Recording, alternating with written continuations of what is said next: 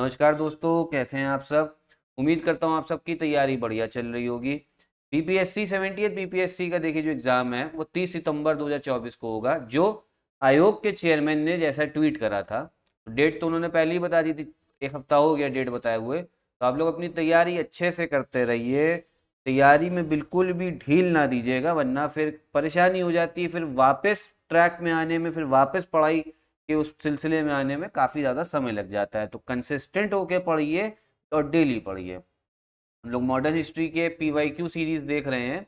चलिए हम इस वीडियो को स्टार्ट करते हैं। क्वेश्चंस देखते हैं क्या है। Who founded the Indian Association in AD 1876? 1876 में इंडियन एसोसिएशन की स्थापना किसने की थी? तो देखिए, इंडियन एसोसिएशन की स्थापना करी है सुरेंद्र नाथ बनर्जी ने। किसने करी? सुरेंद्र नाथ बनर्जी ने। कहाँ पर हुई थी? कैलकटा में हुई थी। तो इसका पूरा नाम जो है वो बोला ये भी जाता है इंडियन एसोसिएशन ऑफ कैलकटा। अब सुरेंद्र नाथ बनर्जी ने करी, तो साथ में एक नाम और है, वो है आनंद मोहन बोस। ठीक है, तो दो लोगों ने मिलकर स्थापना करी थी, लेकिन इनका नाम इसमें नहीं दिया हुआ है ऑप्शंस में, इसीलिए सुरेंद्र नाथ बनर्जी। और मान लीजिए आनंद मोहन बोस भी दे रखा होता ऑप्शन में, तो फिर आप लोगों को कौन सा टिक करना होता? ई। उपयुक्त में से एक से अधिक वाला। ठीक है, तो ई वाला टिक करते हैं। अभी तो सुरेंद्र नाथ बनर्जी है। अब ये जो संगठन बना है, एसोसिएशन बना है, इसका काम क्या था? इसका मेन काम ये था कि हम पहले अपने भारतीयों में राष्ट्रवाद की भावना जगाएं, क्योंकि उस समय राष्ट्रवाद इतना नहीं था। हर अलग अलग क्षेत्र के लोग अपने क्षेत्रों को ज्यादा इंपॉर्टेंस देते थे। तो इनका पहले तो कहना था कि राष्ट्रवाद की भावना जगाओ, कि सब लोग एक ही इंडिया को बिलोंग कर रहे हैं, हम लोग सब भारतीय हैं। ठीक। दूसरी चीज, लोगों के अंदर में एक ओपिनियन डालो पॉलिटिकल क्वेश्चंस, राजनीतिक क्वेश्चन को लेके, कि जो अंग्रेज कानून ला रहे, पहले तो लोगों को समझ तो होनी चाहिए ना कि जो कानून आ रहा है वो सही है या गलत है। तो इनको बताना कि भैया ये कानून गलत आ रहा है, अंग्रेज जो है वो सही से काम नहीं कर रहे हैं भारत में, वो ऐसा काम कर रहे हैं कि अंग्रेजों का ही फायदा हो रहा है। तो लोगों को पहले ट्रेन करो उनको पॉलिटिकल क्वेश्चंस में। साथ ही साथ में इन्होंने मिडिल क्लास के लिए भी, मतलब इनका जो मेन एम था उसमें यह भी था कि जो मिडिल क्लास है उसके इंटरेस्ट को बढ़ाया जाए। मिडिल क्लास में आपका कौन कौन उस समय के आगे? डॉक्टर, लॉयर और जो लोग काम वाम अलग अलग प्रोफेशंस में थे, टीचर्स वगैरह भी आ गए। ठीक है, तो ये आपका इंडियन एसोसिएशन ऑफ कैलकटा 1876 में बना है। एक क्वेश्चन ये भी पूछ सकता है कब बना है, तो वो 1876 में। नेक्स्ट क्वेश्चन देखते हैं क्या है। In which country was the first honorific Netaji added in the name after Subhash Chandra Bose?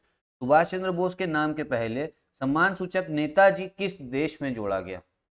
अब हम लोग सुभाष चंद्र बोस के पहले नेताजी लगाते हैं, नेताजी सुभाष चंद्र बोस। उनको ये टाइटल कहाँ मिला है? वो मिला है आपके जर्मनी में। कहाँ पे? जर्मनी में।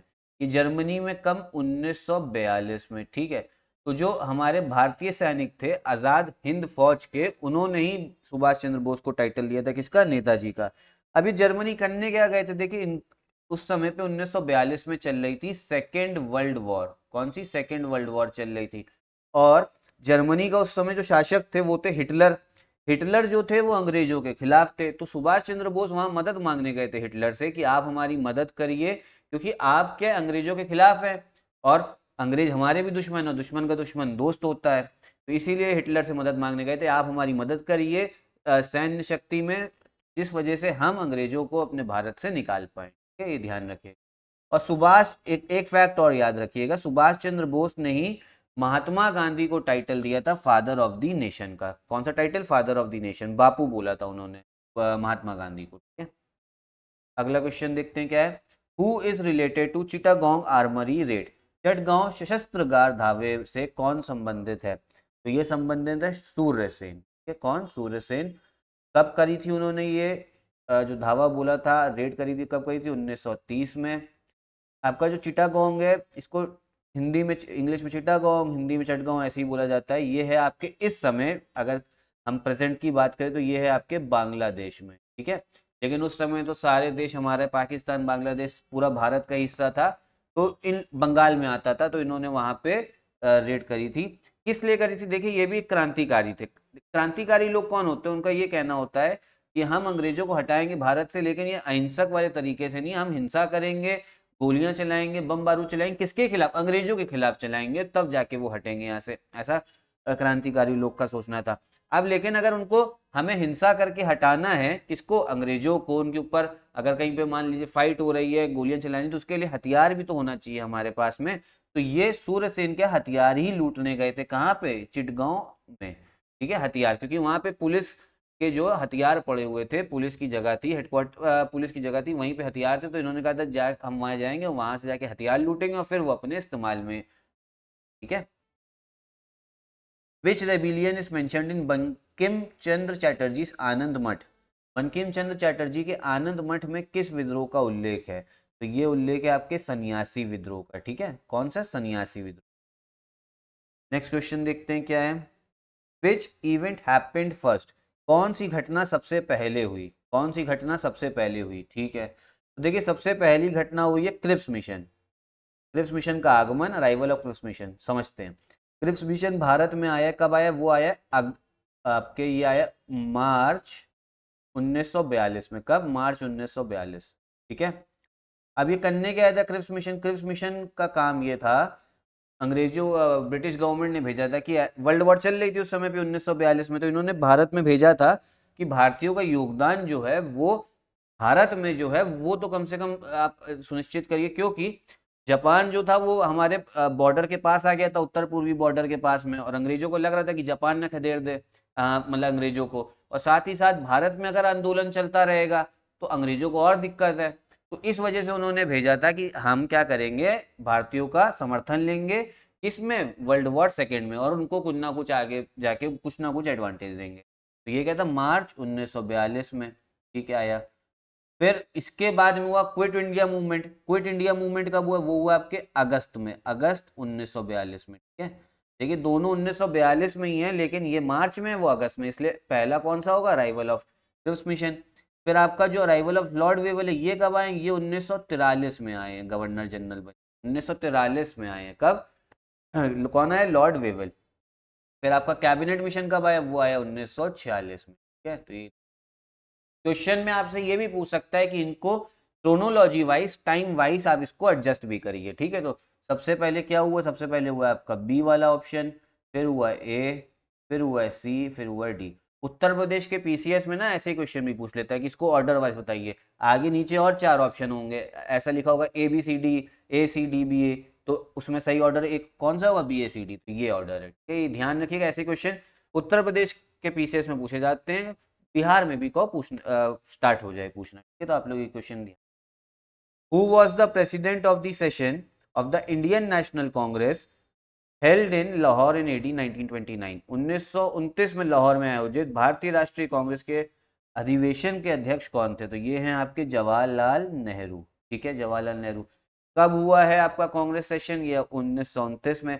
और ये बहुत इंपॉर्टेंट है, क्यों? क्योंकि इसी अधिवेशन में पूर्ण स्वराज जो है उद्देश्य घोषित किया गया था, कि हमारा कांग्रेस का मेन उद्देश्य क्या है? पूर्ण स्वराज। पूर्ण स्वराज का मतलब होता है कंप्लीट इंडिपेंडेंस, पूर्ण स्वतंत्रता चाहिए हमें। ठीक है, इसके पहले क्या था? स्वराज बोला जाता था, लेकिन उसका मतलब होता था सेल्फ रूल, कि रहेंगे अंग्रेजों के अंडर में लेकिन हम लोग खुद अपना शासन करेंगे। लेकिन अब क्या बोल दिया 1929 में? पूर्ण स्वराज।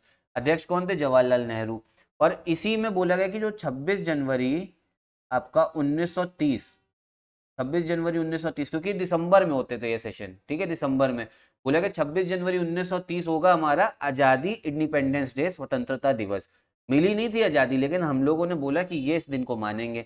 और ये दिन बहुत इंपॉर्टेंट है 26 जनवरी, क्योंकि इसी दिन भारत ने, आजाद भारत ने भी डिसाइड करा कि इसी दिन हम अपना संविधान भी लागू कराएंगे। 26 जनवरी को ही संविधान लागू हुआ है, उसी दिन को हम लोग रिपब्लिक डे, गणतंत्र दिवस के तौर पे मनाते हैं। ये भी ध्यान रखिएगा। फिर जवाहरलाल नेहरू ने आपके दिसंबर, यही जब 1929 दिसंबर में सेशन हुआ था, उसी के बाद में इन्होंने अपना हमारा तिरंगा भी फहराया था। कहाँ पे? रावी नदी के किनारे। रावी नदी लाहौर से पास होते हुए, तो रावी नदी के किनारे पे इन्होंने झंडा अपना फहराया था। ठीक है, नेक्स्ट क्वेश्चन क्या है? Who is not related to Champaran Satyagraha of 1917? ठीक है, पहले क्वेश्चन अगर आप लोग समझ में किसी में कोई डाउट हो तो आप लोग क्वेश्चन कमेंट बॉक्स में पूछ सकते हैं। बोले जरा, who is not related to Champaran Satyagraha of 1917? 1917 के चंपारण सत्याग्रह से कौन संबंधित नहीं है? देखिए, चंपारण सत्याग्रह किसने करा? गांधी जी। पहला सत्याग्रह था उनका। चंपारण कहाँ पे है? बिहार में है। किस लिए गए थे? क्योंकि जो इंडिगो फार्मर्स थे, जो नील फसल उगा रहे थे किसान, उनकी कंडीशन बहुत खराब थी। इस टॉपिक को तो मैं बहुत बार हर डिटेल में समझा चुका हूं, क्योंकि हर वीडियो में इसके रिलेटेड क्वेश्चन आता है। अब गांधी जी गए थे, किसके कहने पे गए थे? राजकुमार शुक्ला के कहने पे गए थे। किसके? राजकुमार शुक्ला। बाकी जो दो नेता है जेबी कृपलानी और राजेंद्र प्रसाद, ये दोनों इससे संबंधित है चंपारण सत्याग्रह से, क्योंकि इन्होंने भी हिस्सा लिया था। सिर्फ अब बोला जा रहा है कौन संबंधित नहीं है, कौन रिलेटेड नहीं है, तो इसका करेक्ट आंसर है राम मनोहर लोहिया। कौन? राम मनोहर लोहिया, ध्यान रखिए। ठीक है। Kunwar Singh, a leader of the revolt of 1857, was related to which place? 1857 के विद्रोह के एक नेता कुंवर सिंह किस स्थान से संबंधित थे? तो ये संबंधित है आपके जगदीशपुर। कहाँ? बिहार में आता है। अब 1857 के बारे में पिछली वीडियो जो आपके दोपहर में आई उसमें भी समझा चुका हूँ, तो एक बार आप वो वीडियो देख लीजिएगा शुरू में, तो आपको काफी डिटेल में समझ में आ जाए। अब क्या क्वेश्चन है, ये बोला जा रहा है where was the ryotwari first implemented? Ryotwari system first implemented, ryotwari व्यवस्था सर्वप्रथम कहाँ लागू की गई थी? अब इसको डिटेल में समझते हैं। देखिए पहली बात तो लागू कब हुई? ये हुई है 1820 में। था क्या? रेयोतवारी सिस्टम ये था कि हम किसानों से कैसे टैक्स लेंगे, कौन? अंग्रेज लोग कैसे टैक्स लेंगे। इसके पहले सिस्टम आ चुके थे, परमानेंट सेटलमेंट, जमींदारी, लेकिन ये सिस्टम अलग इंट्रोड्यूस करा गया था। कहाँ पे हुआ था ये? सबसे पहले लागू हुआ मद्रास में 1820 में। किसने करा है? जो जिनका नाम था, उनका नाम था सर थॉमस मुनरो। क्या नाम था? सर थॉमस मुनरो नाम था। अब ये रेयोतवारी सिस्टम में ये बोला गया कि जो हम टैक्स लेंगे, अंग्रेज लोग जो टैक्स लेंगे वो सीधा किसान से ही लेंगे, बीच में कोई मिडिल मैन नहीं होगा। क्योंकि पहले क्या होता था, बीच में जो मिडिल मैन होता था वो जमींदार होता था। किसान लोग किसको टैक्स देते थे? जमींदार को देते थे। फिर जमींदार वो टैक्स किसको देता था? अंग्रेजों को। तो जमींदार उसमें बीच में घोटाला भी करते थे, और जमींदार जो है किसानों का किसानों के साथ में उनकी कंडीशन भी काफी खराब रहती थी, क्योंकि मतलब अपना एकदम दबंग स्टाइल में रहते थे जमींदार लोग, सुनते नहीं थे किसानों की। अब जो रेतवारी सिस्टम है उसमें अंग्रेजों ने बोला कि हम जो टैक्स है वो सीधा किसानों से लेंगे। ठीक है। और टैक्स की जो दर थी वो काफी ज्यादा थी। और इसमें अंग्रेजों ने बोल दिया कि मान लीजिए आगे जाके अगर मान लीजिए आपके फसल जो ज्यादा उगेगी तो हम उसमें टैक्स बढ़ा भी सकेंगे। अब जो टैक्स लिया जाएगा वो देखिए, एक टैक्स देने का तरीका होता है, मान लीजिए फसल उगी, आपने 10 किलो उगा ली फसल, उसमें से आप क्या करो, 4 किलो सरकार को दे दो फसल में। लेकिन इस सिस्टम में बोला गया कि जो हम टैक्स लेंगे वो नगद में लेंगे, कैश में लेंगे। ठीक है, पैसा मतलब नगद दो या कैश में दो। अब ऐसे तो लग रहा है बहुत अच्छी वो है सिस्टम, लेकिन इसमें दिक्कत ये हुई, मान लीजिए किसी समय फसल नहीं उगी, बारिश नहीं सही हुई, या क्या कहते हैं कोई कीड़े ने अटैक कर दिया, तो उस वजह से क्या होता था, आपकी फसल बैठ गई, लेकिन टैक्स सरकार तब भी मानती थी। अब यहाँ पे एंट्री हो गई मनी लेंडर्स की, जो पैसा उधार बांटते हैं। वो पैसा किस में बांटते थे? बहुत हाई ब्याज दर पे बांटते थे, मतलब ब्याज दर काफी ज्यादा रहता था। तो अब किसानों को जमींदार से मुक्ति तो मिली थी, लेकिन एक नया सरदर्द सामने आ गया था। वो कौन था? वो थे आपके मनी लेंडर, जो पैसा उधार देने वाले। ठीक है। चालू कहाँ हुआ? मद्रास में 1820 में। किसने चालू करा? सर थॉमस मुनरो ने। The revolt of 1857 was described by whom as the first Indian War of Independence? 1857 के विद्रोह को किसके द्वारा प्रथम भारतीय स्वतंत्रता संग्राम के रूप में वर्णित किया गया? तो ये करा गया वी.डी. सावरकर द्वारा। ठीक है।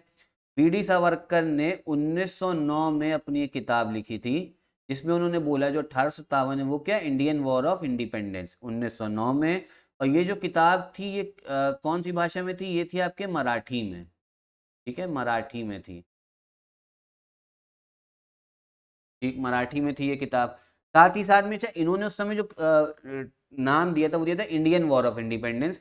फिर जवाहरलाल नेहरू ने आज़ादी के बाद में जब प्रधानमंत्री बने तो उन्होंने बोला कि इसको इंडियन वॉर ऑफ इंडिपेंडेंस नहीं, इसको बोला जाए first Indian war of independence. तो फर्स्ट वाला टाइटल किसने साथ में जोड़ दिया था? जवाहरलाल नेहरू ने। ठीक है, तो ये ध्यान रखिए। तो यही थे आपके इस वीडियो के क्वेश्चंस। वीडियो पसंद आए तो लाइक करिए, चैनल सब्सक्राइब, अपनी तैयारी पूरे अच्छे से रखिए।